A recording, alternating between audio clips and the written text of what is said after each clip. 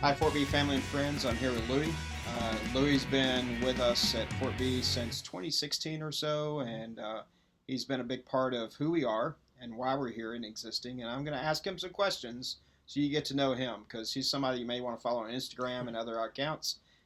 Not PaPa Neal, but someone cool like Louie. So, all right, Louie, tell me, where were you born and how old were you when you were born? How old was I when I was born? Fairly young, but I was Fairly born young. in Coral Springs, Florida, so Coral south of here. Springs. All right, and siblings? Do you have I siblings? have one older brother named Gino. He's 28. 28. Yeah. All right, cool. What started you riding? I think you were a BMXer after you were a motocross kid. Yeah, so I started racing motocross when I was 3 years old, actually, so very young, Wow. and yeah, almost as young as I when I was born. Yeah. A little bit older than But you. then I started BMX actually pretty late. I started when I was 16. Okay.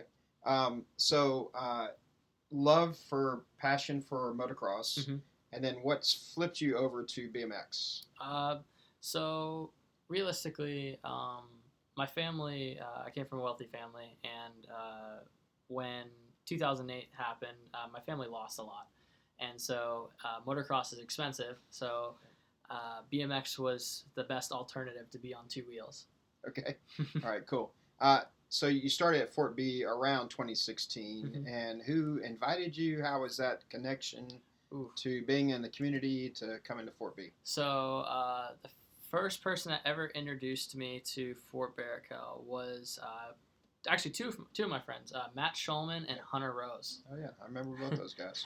Great guys. Hadn't seen them in a while, but it's good guys. Mhm. So right now you're doing some demo shows on the road Yes. with a team. Tell us a little bit about that. What does that look like? hmm Do you go on weekends? Is it every night of the week? Are you in a different city every weekend? One of the ministry groups that I ride with, they're called the Stunt Dudes, Okay. and we have shows throughout the year. Sometimes they're back-to-back weekends, sometimes they're a full week, and it's usually all over the country actually. So Okay. one weekend will be in Colorado, the next weekend will be in North Dakota. Wow. So it just depends on what festivals or what events are where, basically. Okay. Favorite place? Favorite place to do stunts and having been? Well, my favorite place I've ever been to was definitely Flagstaff, Arizona. It's a Okay. very beautiful, beautiful area. But my favorite show I ever did was in Sioux Falls, South Dakota, and Wow. it was for a prison actually. So we did Wow. prison Yeah. ministry, Yeah. which was insane. That's crazy. Insane. That's crazy. They loved it. I bet you they loved y'all They being there loved it. and the interaction with the prisoners Yep. it was pretty awesome. Yeah. None of Yeah. them were too cool not to jump up and down Oh, and that's cool. praising Jesus. That was cool. That is cool.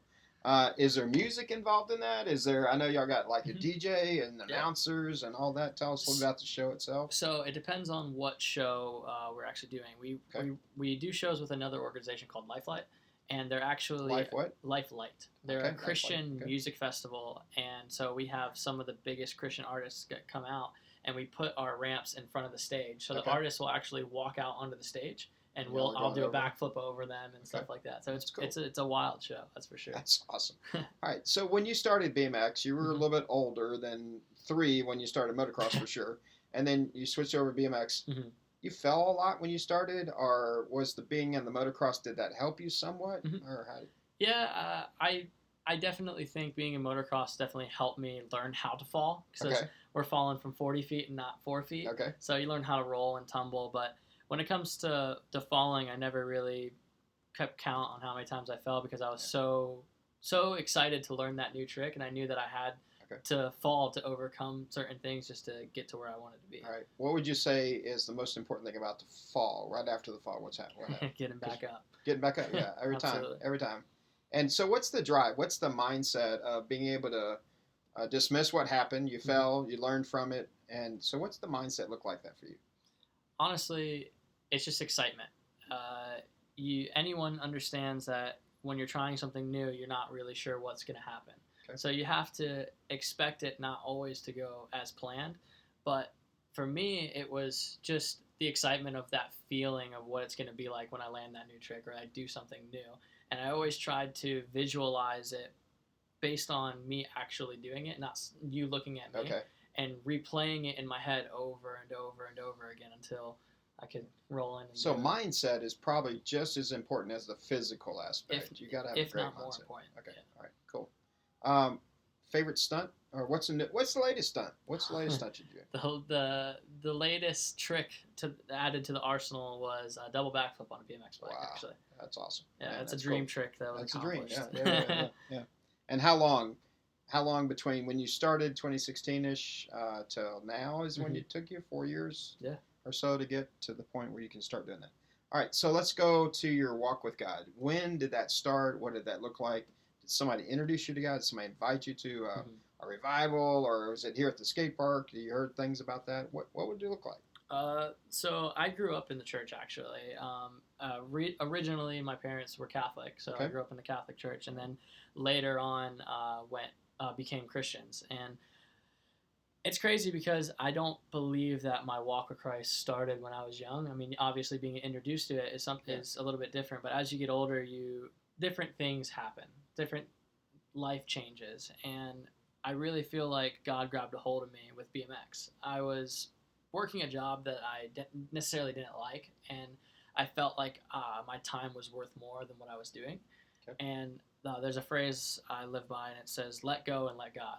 It's basically saying like, there's nothing else I can do in this situation but give it to God. And I was in a time in my life very negative, and I just broke down and I asked God. I said, "Hey, man, like if there's anything else I'm supposed to be doing, what is your will for my life? Yeah. Open that door and I'll do it." And I'm not joking. Within a day or so, I remember changing my bio on Instagram, something so simple, to God first. And a man named John Andurus, which is the owner the owner of the Stunt Dudes, the Christian ministry team, saw that and invited me out to come do 2 weeks of shows with him. Okay. And from that point on, it clicked. It was like a light bulb switch and turned on, and I was like, "Hey, man, like this is what you're meant to do with your life." All right. Honestly. So, favorite part of the stunt show? What do you enjoy about it? Is it the crowd? Is it your landing your stunt? Is it both and? What does that look like? So, when it comes to the show aspect, it feels amazing to do that crazy trick that is just sitting in the back of your head in front of hundreds or even sometimes thousands of people. But honestly, my favorite thing about the show is the interaction with the people afterwards. It's not, because I feel like if you get too into the cheering and too into everything, that you're not. It's all about you. Yeah. It's not about God. Afterwards, the story of what I just even said, like I get to tell that to a young kid or even a grown adult, and maybe God will speak through me. So last couple of weeks at Fort B, the last Devo that we did, we had the Young Buck training. We brought in Cameron, and I saw that. He's a part of us, and now is not at this round table. Is there a daily or weekly rhythm that you have with God? Is there things that you do? Because we talked about having a friend, watching out for traps, wrestling with things, and allowing God to wrestle with them. What would you say to that? What's your daily rhythm, and how do you deal with it? So I have actually a group chat with 2 other people, and they're very close friends of mine. One, his name is Luke, and one, his name is Johnny. And every single day we're texting back and forth, and we hold each other accountable for what's going on. I mean, I can always count on them at any day in the week that if something's going on in my life, I can reach out to them. Yeah. And every Tuesday we get together and we do a men's group Bible study. Right. And every Wednesday I'm at another young adults group called Jaywalkers. Okay. And then Thursday I'm actually at another young adults group at Mosaic. Okay, cool. Church. And then Sundays, sometimes I go to a night service or do service with my parents at home. Because you're usually doing shows and coming back, and so you plug in a night service or online stuff. Yes. Especially during the COVID. So, is there anyone you follow that's a strong believer in the action sports ministry, or someone you follow on Instagram, or someone you follow that has a devotion? I know last week you posted something about James chapter 4. Yes. So, is there somebody you follow, or somebody that you keep?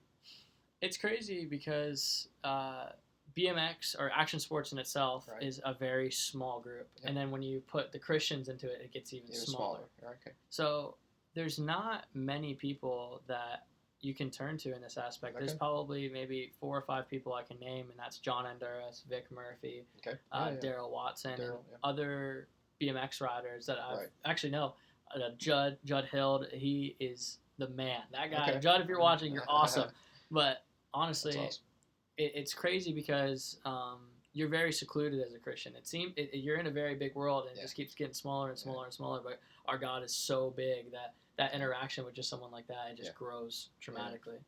So it's really important that you have a few of those guys around you because it is kind of a dark world sometimes. Action sports can be, and it has a negative reflection in the community many times.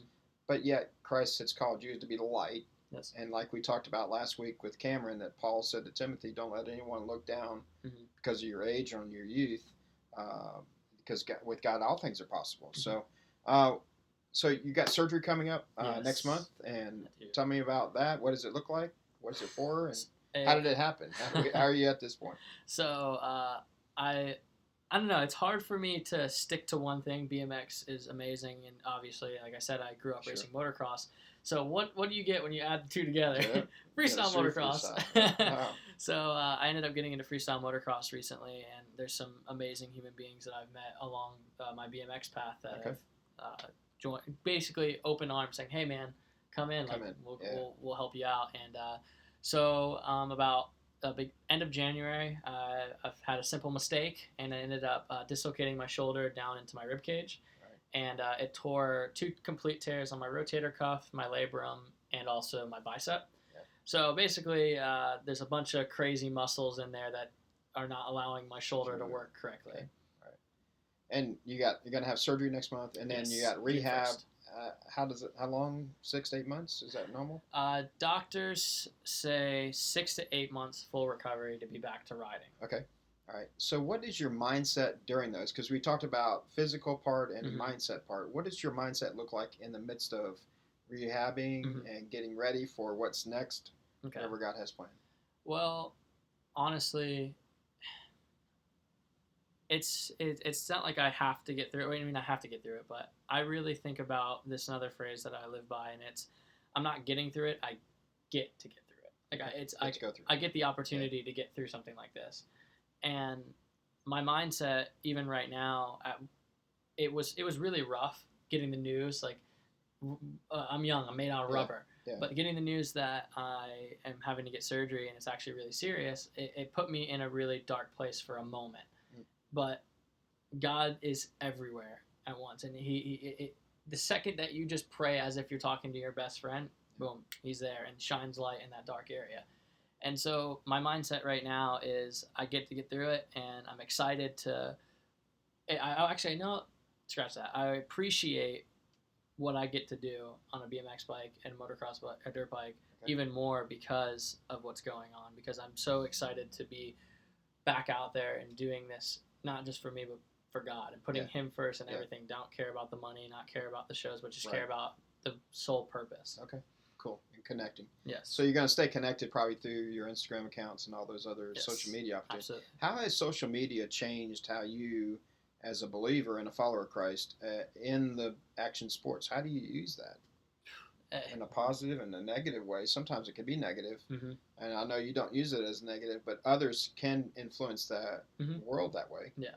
What does social media look like in your ministry now?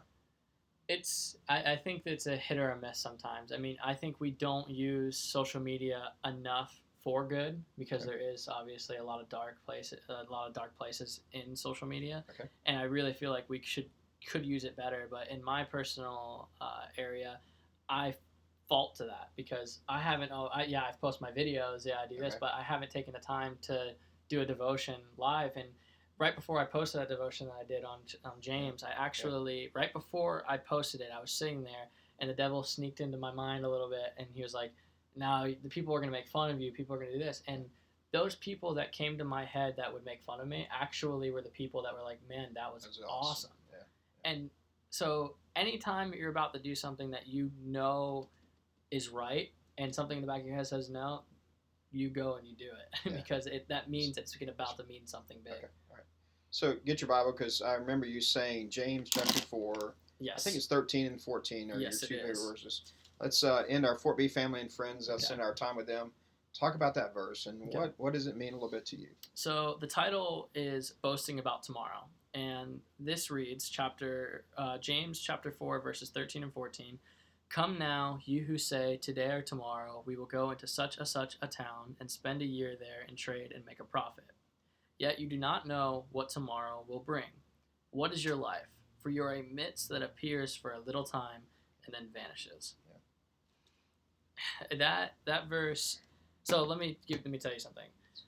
The book of James was the first book of the Bible that I read completely straight through. Okay. Sometimes when I was younger, anytime I'd even pick up the Bible and open it up, I'd get nervous, and it was weird. But that book spoke to me so perfectly, and those two verses really just shows you that you shouldn't be worried about what you did yesterday or what you will do tomorrow, but where you are now. Okay. And personally, I believe that you have to put God's will first before anything that you want, because what you want might not really be what you need. And God has the path, God has the plan for you, and he's basically looking at you saying, hey, just ask me. Yeah. Ask me and I will guide you. Yeah. And that's how my BMX career started. I asked and I received.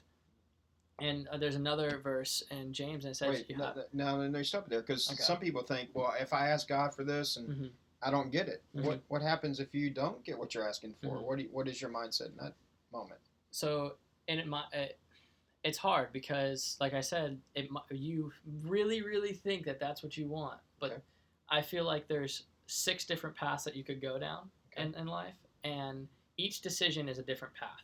Okay. And maybe you are so stuck on one thing that you're ignoring what the possibilities of what else if you just gave it a chance to go somewhere else. All right. And so maybe you already have what you're asking for, and you don't really appreciate the things around you enough to understand, like, wait, I really do have that. Okay. Or you have not because you ask not. Okay. But God doesn't always give you everything you ask for, because he has this big plan, right? Yeah, he has this greater plan than even we know about. And you were mentioning, don't worry about tomorrow. What comes to my mind is Matthew 6:33 and 34. It says, seek first the kingdom of God and his righteousness, and all the things that you'll need will be added unto you. And verse 34 says, don't worry about tomorrow. Today has enough problems of its own. And don't buy into that. That matches up with that James chapter 4, 13 and 14 with Matthew 6:33 and 34. So that's awesome. So what would you tell Fort B family and friends as we're winding our time down? What's something that God's laid on your heart or you would challenge them with? So I know everything is pretty crazy right now. The world is in a weird place, and I know we all have a lot of time on our hands. And what I really want to encourage you guys to do is to pray, and pray for people that pray over others. Okay. I really genuinely feel like that's what God is telling me right now, because are you praying because you really want something out of it? Or are you praying because you genuinely need something? Do you pray with someone because you want them to feel good, or do you actually believe what you're saying? Okay. So that's really where I stand, honestly. Well, thanks for coming on Devo and PaPa Neal. Thanks for having me. And making it cool. This is Louie. Check him out on Instagram. We'll put his stuff up on the screen. Awesome. Thanks a lot.